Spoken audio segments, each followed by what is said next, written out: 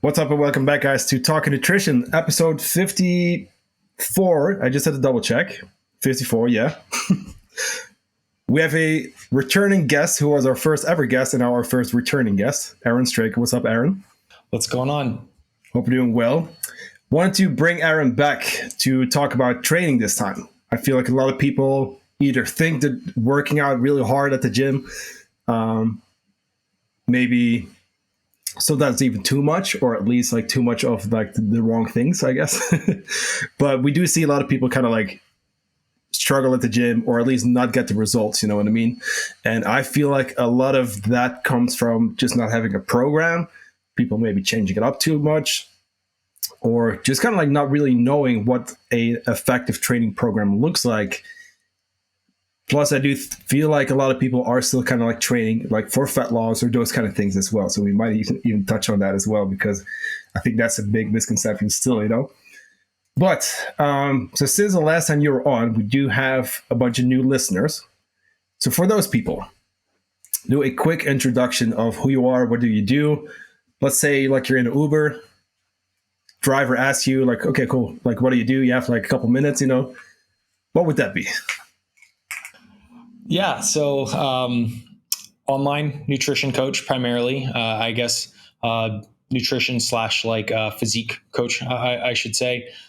Pretty much nutrition is my bread and butter. It's my kind of first professional love, let's call it that, and where I strongly believe the biggest needle movers will be. So that work primarily with men, but I have, and I'm not sure if we talked on this last episode or not, I have started taking on women clients again, and that started more real. So I got some propositions that I felt really bad saying no to. So instead of like letting someone down, I was like, yeah, sure, I'll be uncomfortable and just, you know, get back into it. And it's been quite rewarding. So I do have like a smaller number now allotted from my roster to female specific clients, but overwhelmingly male, I guess, through my messaging and positioning. It just, you know, resonates mostly that way.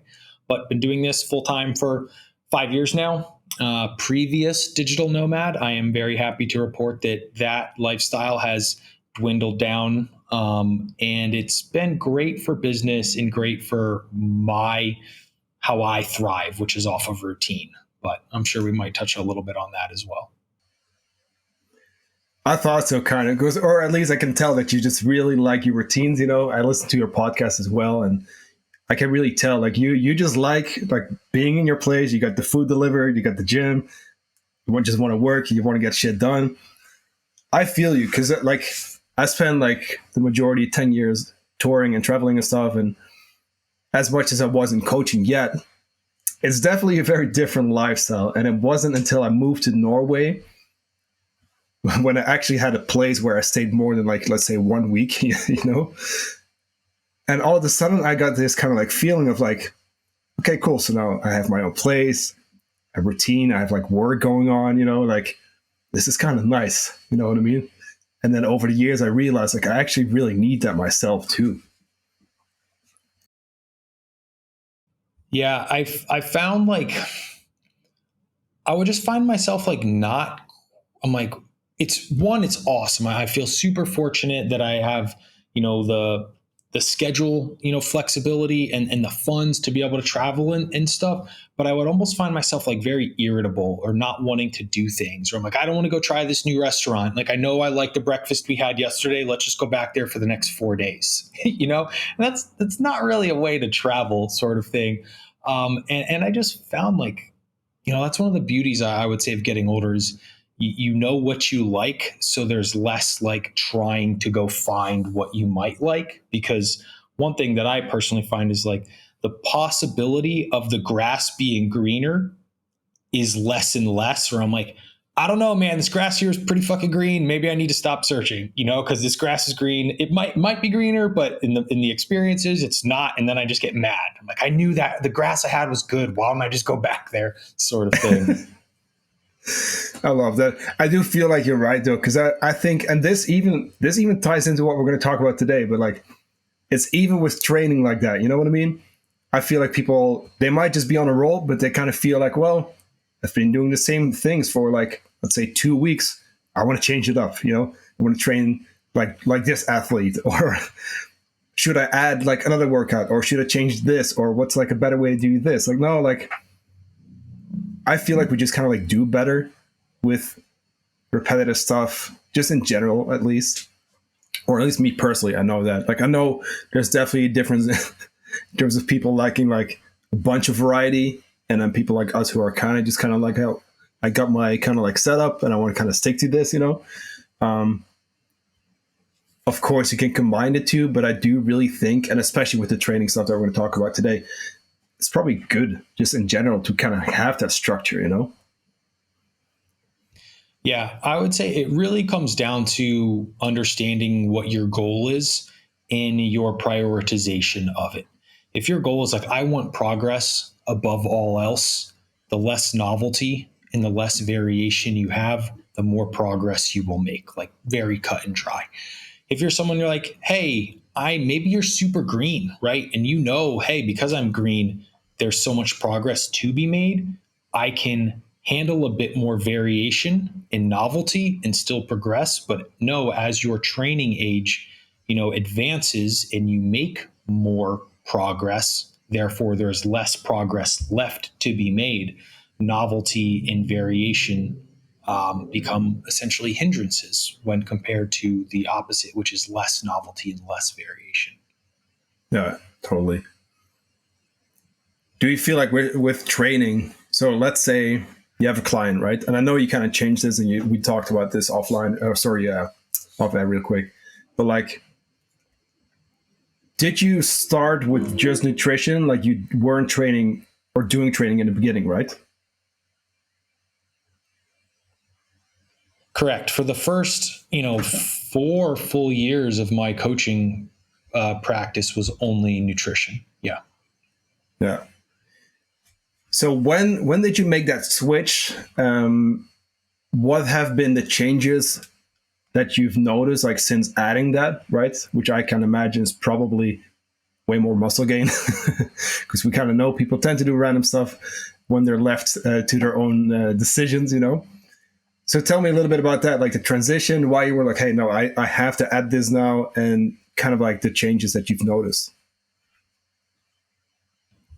Yeah. So in the beginning, I didn't want to add it. And the biggest reason there was, so I guess backing up to myself personally, like training was my first love, right? I have, literally at this point, which is crazy, 2 full decades of training in a gym, 4 or 5 days per week, which is absolutely insane, but like literally 2 full decades. Training was my first love. I was very afraid that if I made it my job, that it would ruin it for me. So I was very, very scared. And I kind of, for personal and selfish reasons, didn't move that, into my professional role. The reason I ended up doing, and like you said, when left to their devices, clients they'll make the decisions with the tools that they have. And most often people are trying to do their best, but in many times, like the tools that people have, they're not great tools, or they're getting their information from, some rando on Instagram who's like providing kind of poor information. And I don't mean this to be, cocky or conceited, but once you've been around the block like a number of times and you have some experience, like as a coach, the higher number of my clients' decisions that I make for them, the better outcomes that we have, right? So if I get them to stop making really poor training decisions, we can control our outcomes. And what it really came from is just the random client conversations that I would have, and a few examples stand out. I had a client, we were in the very, very end of our fat loss phase. We were down like, almost 30 pounds or so. And in his check-in, he was like, I'm so mad. I almost had a brand new 1 rep max deadlift this week. And I was like, what? I was like, 1 rep max deadlift? What are you doing? Like, we're at like 1,800 calories per day. You're going to get hurt maxing out your, like, no, why are you deadlifting? So that was like one. Another one found out the client was training 7 days a week. And we know if you're training 7 days a week, like your intensity, your effort, your volume, like none of those they're at a threshold that they should be, because if they were, you wouldn't be recovered enough to train 7 days per week. And it took a lot of those like just real world interactions with clients to be like, okay, if I do not help them with these decisions, they're going to go get them from somewhere else. That's something that I don't have control over. And they may, unfortunately, get some pretty poor, advice or programming. And that's ultimately what pushed me over the ledge to really start taking control of both. Yeah, I feel you. It's just better. I recently talked to someone who got this program. I think it was like a 6 a week high intensity, kind of like a CrossFit program, but then for muscle gain, whatever they called it. But then I looked it up for him because I was like, just send it over, and it said, like the training program of like this and this athlete and who's done this and that and whatever. But then my client over here is like working night shifts, often having like 5 hours sleep a night, already dealing with it because it's a really high stress job. He's taking care of kind of like a mental hospital situation. So like there's a huge difference there between the athlete who is just an athlete and the person with the regular job who has stress, a disrupted circadian rhythm, and should probably train less, you know what I mean? So those kind of things I feel like you can definitely avoid by having that option and being like, hey, we have a couple programs, or maybe you do personalized, but here's like something that will work for you. Did you get a bunch of people who were almost like surprised that they should, in quotes, only train, let's say 4 or 5 times a week?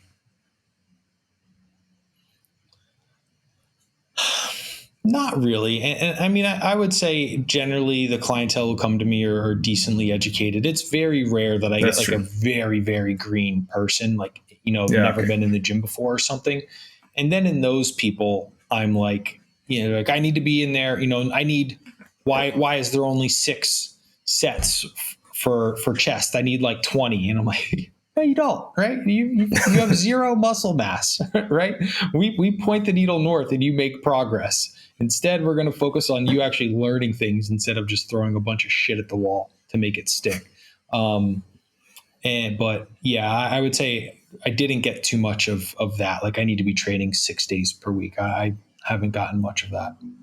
Yeah, that's actually a good point you brought up because we do definitely work with like kind of like different clients. You have way more like advanced people. I will say I get a lot of green people who kind of like just getting started with their journey. You know what I mean? Maybe just getting into the gym for like almost the first time. So there's of course definitely a difference there. But yeah, I mean either way, whether it's kind of like days per week or like volume or those kind of things, like people always think like, oh, I need to be doing like this whole list of stuff. I need to do this much. Well, in reality, like you got to recover, and I feel like that's even like probably Yeah, go ahead. There's a bit of a delay. So sorry, go ahead. One of the things I love. I apologize. One of the things I do like there, and I still do get some green people, which I actually kind of like because I just think when you can get someone at the onset of their journey, like you can save them so much turmoil and wasted resources and, poor information and that sort of thing. So I'm like, this is great. Like we're going to teach you the right way from the get-go sort of thing. But something that's beautiful with the landscape of, current technology and stuff is I'm like, okay, show me your like top 2 sets or your top 3, your top set of these 3 exercises, right? I want to see your intensity, your, that sort of thing. Not even close. I'm like, that's why you want 8 sets because those sets are a 65% effort. You know what I mean? Like 0 rep speed, slow down, that sort of thing. And I'm like once you dial in intensity and everything, like when people are like, oh, I'm not sore at all. I'm like, okay, well, one, I know what we're feeding you. I know what your schedule looks like. So I know your intensity is nowhere near where we want it to be, sort of thing. Yeah, it makes sense. I feel like, especially there, because we started using RIR, and as much as it's a learning curve for people to kind of get that and really know, okay, this is a 3 or this is a 2. I feel like it's such a good approach, because once people learn that and we can apply it, then they'll really start to see progress, and then it gets way easier to kind of like make adjustments. And I mean, we all see people at the gym go like a chest press and go like this, you know what I mean? It's and the same with like the bicep curls and stuff. It's like, well, cool. I see you here every week doing the same repetitions, same weight, same everything. You still look the same like last year. We want to change something there, you know, like we want to get you to a program, you know? So let me see. Because that being said, right? So do you personalize programs to people? Do you have like a couple kind of like general ones that you may kind of like customize to the person if it's needed, or? Yeah, it's never will I just send a program like, okay, you know, new client sign up, like here's your program. I want to know first, like what type of environment we're training in, right? I'll be super transparent. Someone's like, Aaron, I'm working out in my living room with like one set of dumbbells. Like, I'm not the resource for you, right? Let's go find you something else for that. But depending on the type of gym you're training at, your desired frequency, your scheduled frequency, and then as people are further along their training age, what discrepancies do we have, right? Do we need to put more volume or a higher frequency to maybe the quads or the hamstrings or something, and like less to pressing? And so there's a number of different varieties. But what I did is I've always enjoyed like writing training programs and stuff. So I had a massive backlog of them. So I just started like cleaning them up. Okay. And then really, and now I have a huge resource of ones, and I kind of have them characterized by like training age and then sequencing and that sort of thing. So I have like my base kind of templates that I work off of, and know like, okay, this new client fits, you know, client avatar A of my, you know, 5 most common client avatars. They are a male, intermediate, no wife, no kids, wants to throw everything at it. Okay, we're going to train 5 or 6 days a week with a high volume so that he can get a lot of practice at performing these reps. And then after we maybe have 8 months of that, we'll move from like a higher volume program into a higher intensity. Now that our, not cadence, but our, I can't think of the word I want to use, our form is like perfect, right? Our ability to you know, create a stimulus is there, so we can move into higher intensities and lesser volumes and those sorts of things. So I have like kind of cadences and like frameworks that I move people through. Nice. I like that. I feel like that's a good way to do it, because you do change it up when it's needed. You know what I mean? Not just like after like 2 weeks. you first make sure like, okay, we're getting. I really like what you mentioned too, like actually getting the last couple sets. You know, seeing, okay, are we training close to failure? Are we kind of doing well? Are we able to stick to this? Okay, now let's move on. I think that's really cool, because I was actually wondering how you kind of structured that with your periodization, because of course, as you mentioned, you probably don't want to have people max deep down in the cut, you know? So what are kind of like the different kind of like seasons, let's call it, in terms of training, and how do you kind of like parallel that with the nutrition side of things? Yeah, so I'm definitely not someone who is that nuanced in it. And the real reason there is, until you have your like 1%er client who you never have to question their adherence to a nutrition protocol or their sleep and that sort of thing, I can't honestly say that I find it makes that big of a difference, except for the use case of, hey, we have a client who's at an unhealthy body composition, right? We need to get things moving better for like a health standpoint.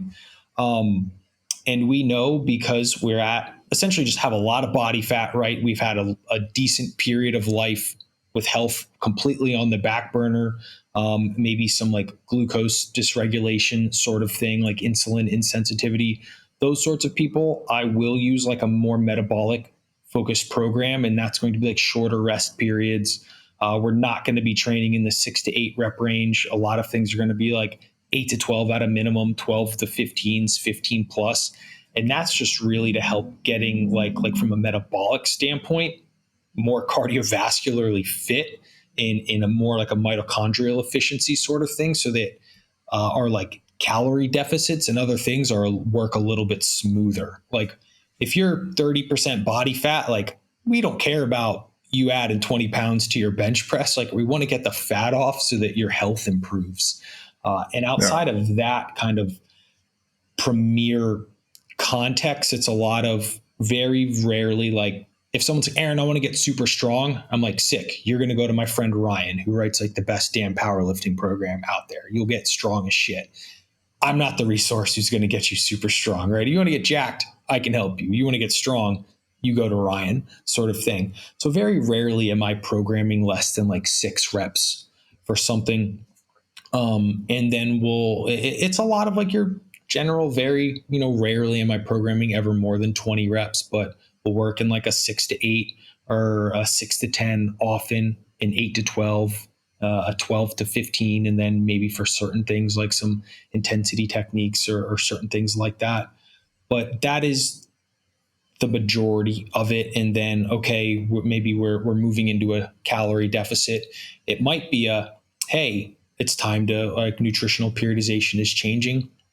Let's change our training stimulus, or let's see how long we can still continue to progress our current program with the calorie deficit before changing, because that's something I think that people kind of put the cart before the horse sort of thing. They think, oh, I'm in fat loss now, so I won't make any progress on my program. And they just like, give up sort of thing. And I think while there is truth to that, like expressing maximal strength and those sorts of things are much less likely in a calorie deficit, but you have to cover a pretty good gap of fat loss before objectively your progress starts to decline, sort of thing. Yeah. And I think especially if I'm thinking about kind of like mostly like my people in the beginning, once they just get into training, you can go quite far, or quite long, I should say, and get away with training like the same program, because you'll know too, especially in the beginning, it's a lot of getting used to movements. It's kind of like the body just adapting, and even just technique stuff. I've seen that too, where people can still progress for quite a long time, like surprisingly long sometimes, while they're doing a fat loss phase, So I do mention this too, where, hey, okay, cool. Like it does kind of require the opposite in some sense, right? So we have muscle gain, a surplus, obviously, of performance, and then fat loss. But especially in the beginning, like let's just not expect throughout like the whole cut to see PR after PR after PR. But you might just be able to still get a whole bunch of progress out of like the most part still, or at least in the beginning, Definitely. I think in one thing that I find, like personally, when I guess it was about 2 years ago when I was the leanest I ever was, I was able to progress for weeks and weeks and weeks. I did about a 20-week calorie deficit. At like week 17, 18, 19, I would still get some progress. It wasn't across the board, and almost every time it would only be like a 1 rep progress, but it was still progressing, like nothing like ground to a complete halt. The difference is like now I'm in a calorie deficit. I might have like, a 1 week progress of like 3 reps. I'm like, holy shit, I got 3 more reps than last week. That you're probably not going to have in a calorie deficit, but like the 1 rep maybe every 2 weeks or something like that on an exercise. And then obviously like your exercises, your compound lifts that have multiple muscle groups working together to generate force, you're much more likely to have progress over that, as opposed to like, an isolated, like a single arm tricep extension, right? There's like one muscle group that could produce the adaptations to gain that extra rep, but something like a row or a pull down, we have, the biceps, we have the lats, upper back, things like contributing. So that the necessary adaptation to produce one extra rep is kind of spread across the larger musculature. So it's just a little bit more practical in more compound movements as opposed to isolations. Cool. So that was when you were at your leanest. Just kind of like an off-topic kind of question. What do you then do, like once you're done, like for yourself? Because I know not everyone needs a reverse type, but like kind of how do you go about that, or how did you go about that? What did you do afterwards in terms of kind of going back to maintenance, or did you kind of go into a bulk almost like right away, or? No. So we did a pretty slow reverse. And the real reason there is my digestive capacity at the end of the calorie deficit took a very negative turn. So I just couldn't handle a lot of food. I was getting really bloated, super gassy, and it's one of those things, like it almost takes personally experiencing it before you really maybe buy into it.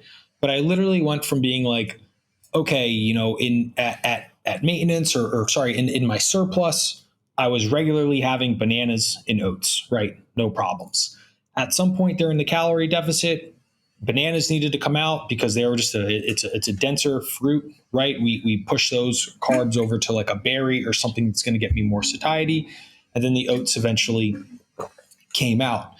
When I reintroduced them after the lowest part of the calorie deficit, all of a sudden I can't digest oats or banana. Super gassy, stomach aches sort of thing there. So with that, it was we switched to a higher fat approach and then added things slowly as digestive capacity, I guess like improved.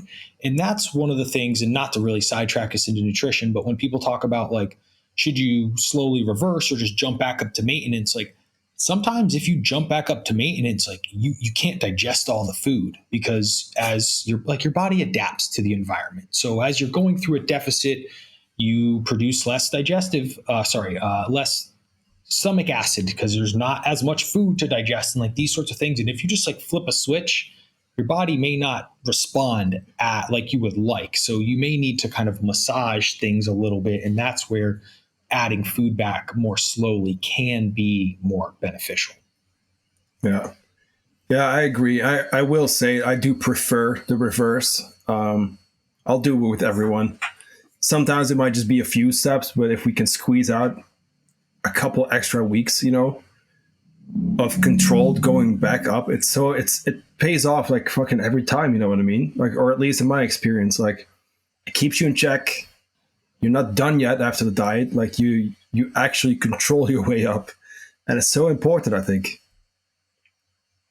I think the thing where people miss the context, missed the majority of times this conversation is had is how lean did you get?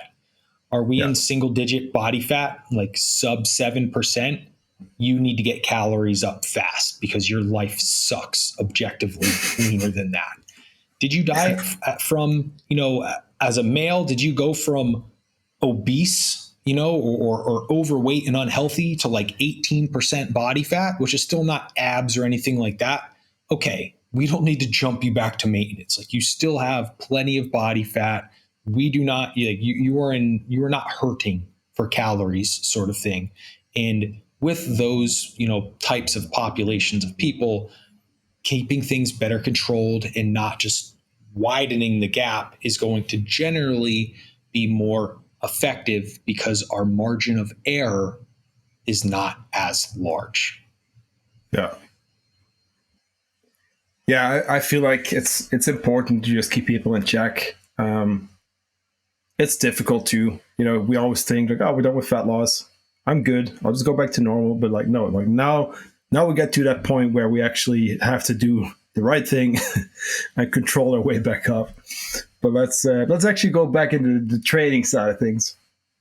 So, okay, cool. So that was cutting. That was kind of like reversing. now, of course, you're kind of like going back into gaining with, I guess, it's not just training, it's also nutrition. But anyway, I think you talked about this on your podcast, but you're now going with a little bit more of kind of like almost like a faster gaining approach, right?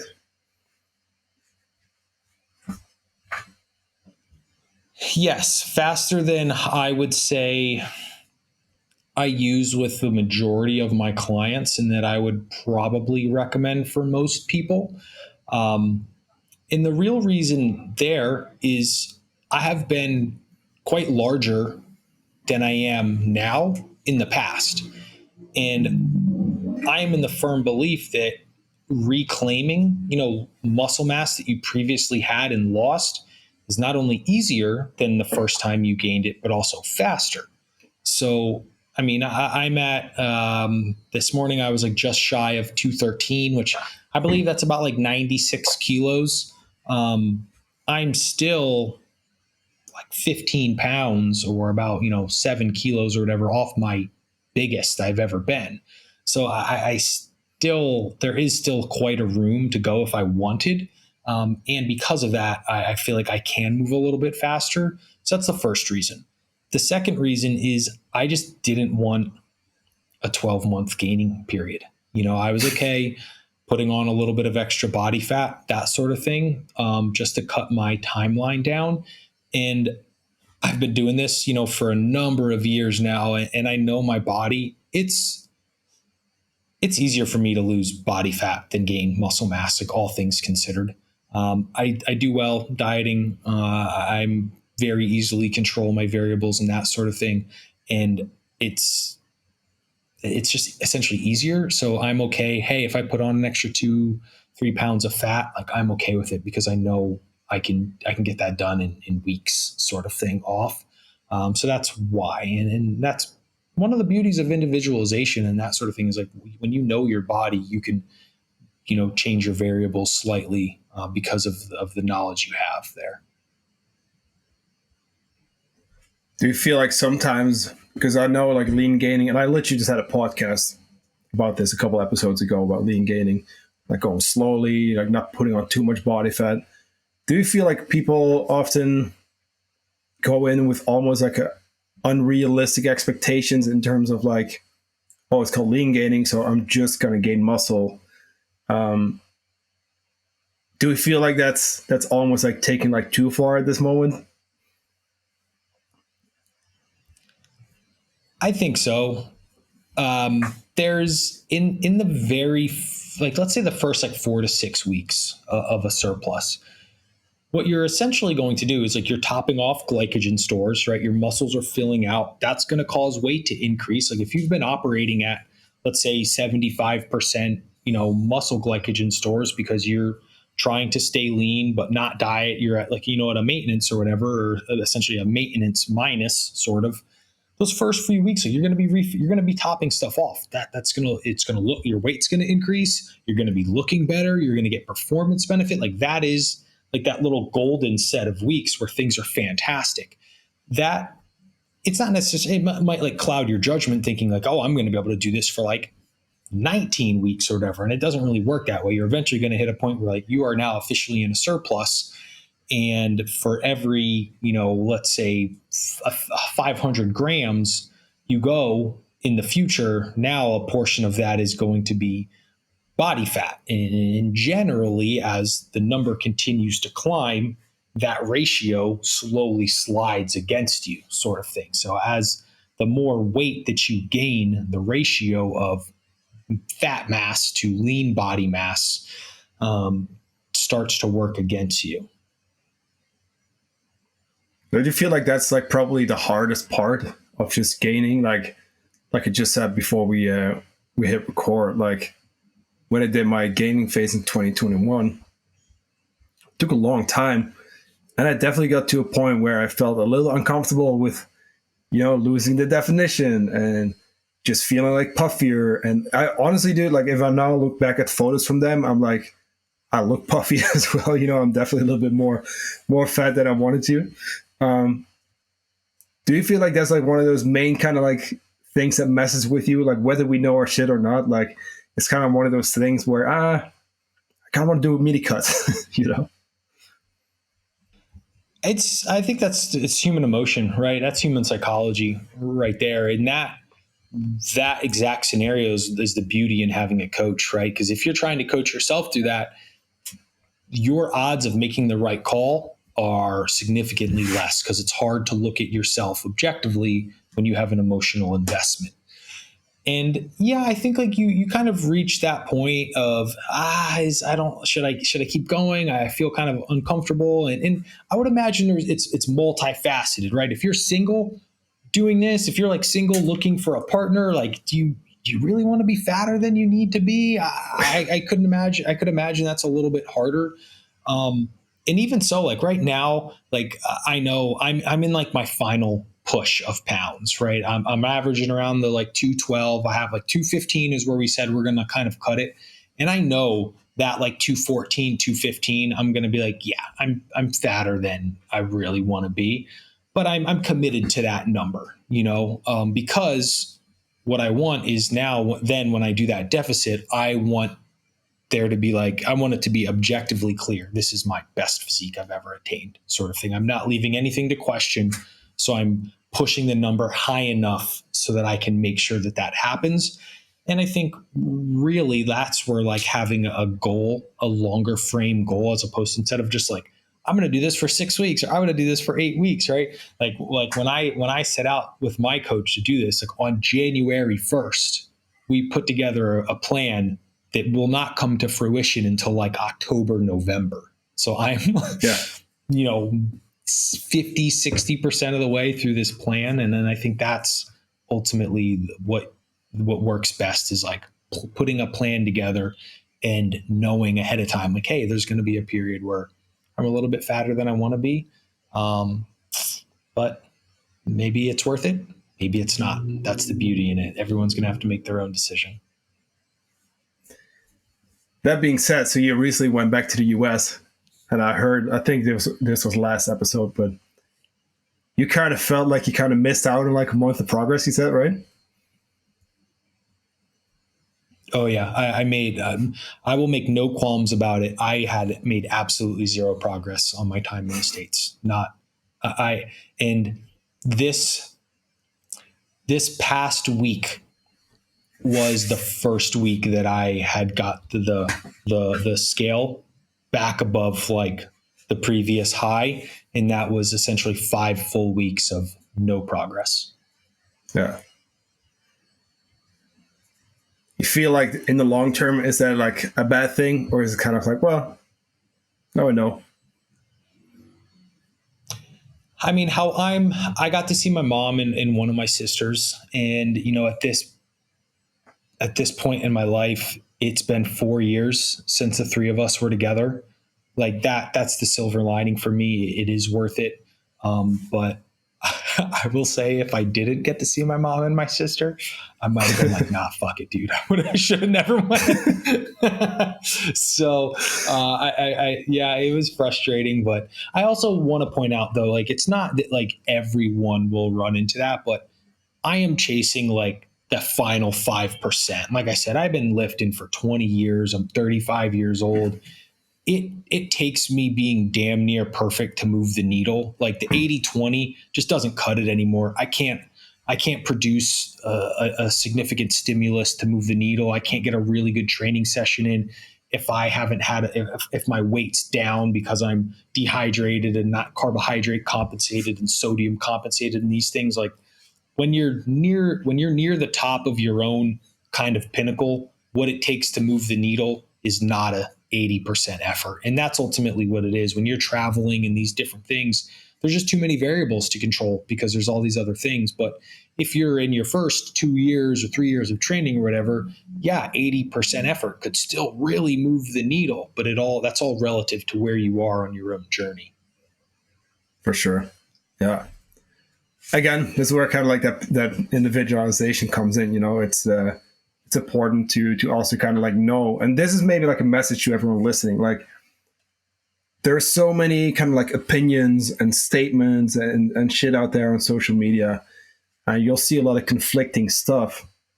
Um, be aware of kind of like who you follow and like who it applies to, because I feel like there's a lot of statements being made almost as if like this is the way to do it, you know? And then, hey, like it might just not apply to you. It might apply to someone like you, for example. Like you got 20 years of training. For me, it's like 10 years, of which I know a bunch of it I was on the road. A bunch of it was not really training, like close to failure enough. You know what I mean? Like there's so many things there. So I think people need to keep in mind as well. Like just be aware that there's a lot of kind of like stuff that just depends. You know what I mean? And we can't just run with something that we just hear online. Like, oh, that's the way I should be training. You know? Yeah, and it'll change for you. You know, like I mean, training has shifted many times for me over the years. You know, when I first got involved in it, it was for sport, and we were essentially powerlifting, and I did that, you know, for a number of years, and then I moved into just like a general gym goer through like university and that sort of thing, and then I went into CrossFit, you know, super deep for a number of years, and then into Olympic weightlifting. And I did that for like 2 years. Then I went back into powerlifting for like another 2 years. And now for like the last like 3-4 years, I've been more of like, you know, bodybuilding. And sure, I am like bodybuilding. I'm like a hobbyist. I don't have much interest in competing or anything, but that's how I eat primarily. That's how I train. And just know your interests and stuff will vary over the years, and you'll find your own way essentially. Yeah. I've definitely gone in and out. Like so for me, it really started kind of like with this is when I was overweight, but like with general gym, then into CrossFit, I really got into it. Never like at a high level, but I was just like very much into it, you know. Kind of went in and out of it because of music mostly, and then here in Norway, got way back into CrossFit again. Eventually, just kind of got burned out on it because I was kind of overdoing it. The program at that moment, it was just too much. It was like programmed for athletes basically, and like I was building my business. I was still coaching CrossFit as well, then doing the training as well. It just ended up being too much. And then I kind of transitioned also to I think I messaged you about this. I did a juggernaut for a little while. I told you like the volume, it was just too crazy to keep up with for me. So I stopped that as well. So I went from kind of like CrossFit to like power building, or at least that program for me at the time was too much, to then kind of like bodybuilding. That's where I've been hanging out for a while now. It's also kind of nice, right? Just to change it up.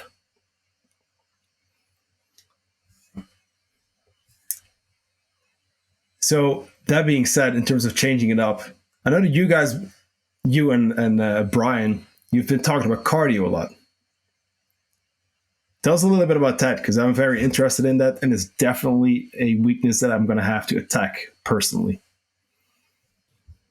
Yeah, so I mean, Brian really was the spearhead on that, and I think some of it too is like, hey, like I'm like I just said, I'm 35, Brian's 40 now. Once you're around long enough, like things you just start to explore, you know, or something that I think probably kicked it off is Brian's like, okay, I'm 40 now, you know, I got small children. I want to make sure that I'm actually like as healthy as I can be to be around for as long as I can be, you know, sort of thing. So I think that was a little bit of the motivator for him. But also it's one of those things like you know, I still feel like I'm really young, you know, but but make no mistake, right? Your DNA is multiplying slower than it used to, right? These things will eventually start to manifest themselves. And the longer you wait, the harder it becomes. And for a long time, like, yeah, just training hard and those things like that keeps me fit. But now I'm like, hey, maybe it is time to make sure that like the heart is doing really, really well, or that from a cardiovascular standpoint, like when I add, you know, dedicated cardio and those sorts of things in, I get like my lipid profile improves, right? Like we have these very real manifestations of the positive physiological benefits that come with it. And once you kind of reach that threshold of like, I'm like young, but like I'm kind of not that young. And if I do these things, it will like help me stay younger. I will start to add in these things that I don't want to do. right? And I kind of jumped in the deep end, with my coach talking about it, where I just have like a hit day where we're just doing air bike sprints. And I mean, it is essentially some of the hardest cardio you can just show up and start doing. In that day, it's actually on Thursdays. I did it today. It doesn't get any easier. Like each day it's absolutely awful. It's absolutely awful. But I have one of the benefits when I did go back to the States, I got blood work done. And I was honestly expecting it to be a little bit worse because, from for the last like 4 or 5 years, as I've gotten the majority of my blood work done, I've been about like 190 to like 196 pounds, right? I've really kind of fluctuated within that little bit. There was one period where I went up to like, 203, 204 sort of thing. So I was like, hey, I'm 20 pounds over at this point now. I'm interested to see what my labs are going to look like because I'm above 15% body fat. Make no mistakes there. It's not my blood work was arguably better. My lipids looked better than they normally do. Like my blood glucose and those sorts of things were good. And I think it's the cardio.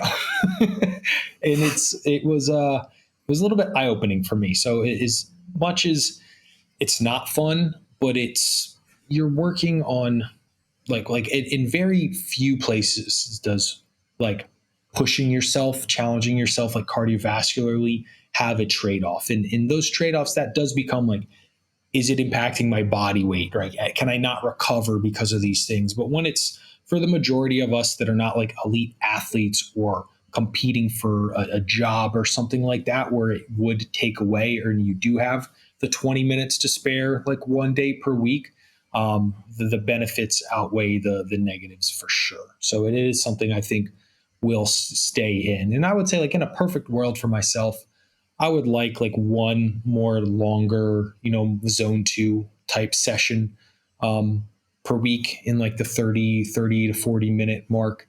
And I think once the dieting starts, we'll probably add that in. Nice.